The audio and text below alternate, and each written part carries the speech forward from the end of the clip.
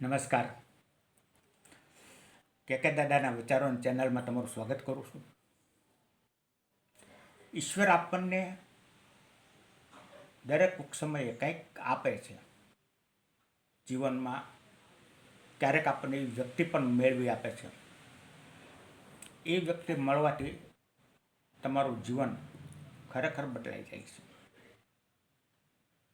બદલાઈ જ જાય છે.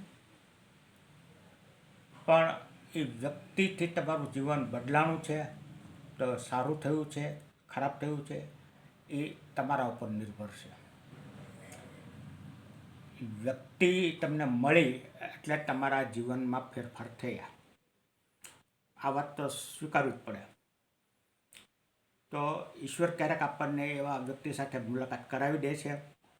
મારો આ વિચાર તમને યોગ્ય લાગ્યો હોય, મારી ચેનલ સબસ્ક્રાઈબ કરજો, લાઈક કરજો, શેર કરજો.